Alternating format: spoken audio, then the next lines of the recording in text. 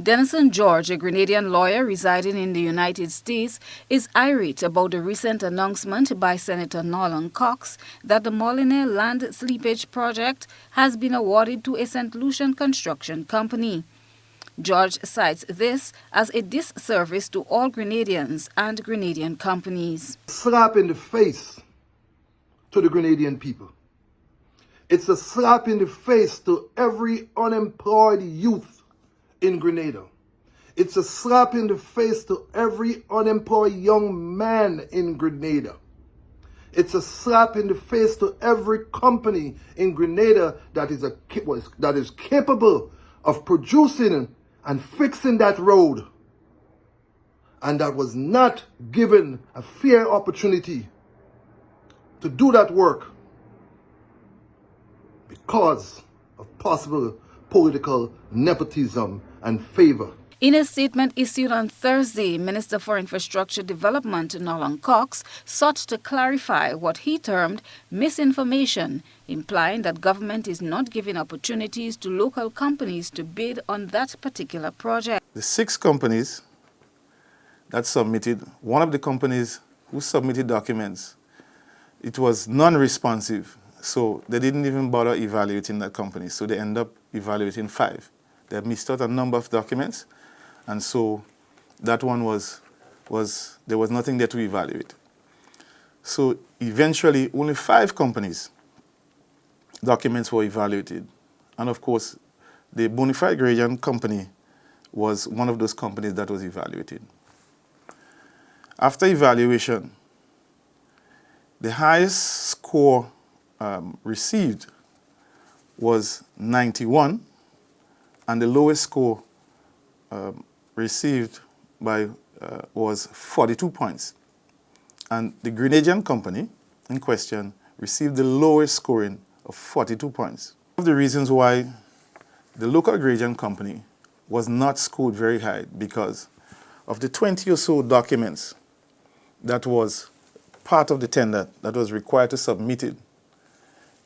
The local Bonafide Grenadian company failed to submit about 14 or so of the 20 plus documents.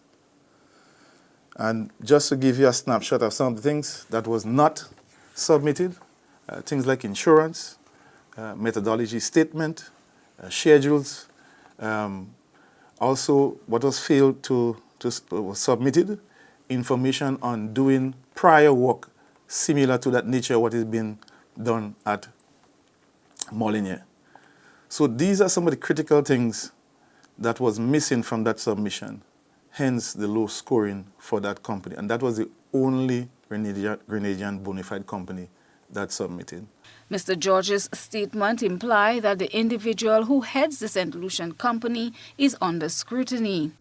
And with all due respect to the brother, it seems like he came from humble beginnings, pulled himself up, and are successful. And that's a good thing.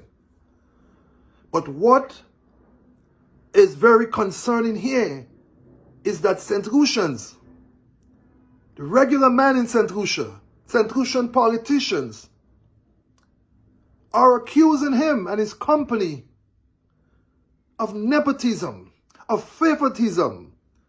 Being discussed in St. Lucia, most people are saying, well, this contract was offered to Reno, or he won this contract only because he's the Prime Minister's friend. There are even suggestions and statements being made that the Prime Minister is a shareholder in your company. Well, I'll tell you something. If the Prime Minister is my friend, he's a very smart guy, because I consider myself successful, and if he associates himself with successful people, he will do well. August, because election was November. Yes. In August, Mr. Clem Bob approached me and asked me and told me, Reno, I heard you were offering financing to the government. Are you still willing to do it? And I said to him, yes, I'm willing to do it. He approached me in August, and he said to me, Reno, we have an election coming and we have to deliver to the people. Oh. And we must deliver to the people. To tell you that in his second year in the administration, I personally called him and offered him 20 million US a year for the next 4 years. that I would finance their government to get works done. That was in his second year. $6 million has been budgeted for the project, which, according to Senator Cox, is being funded locally. Christelina John, GBN News.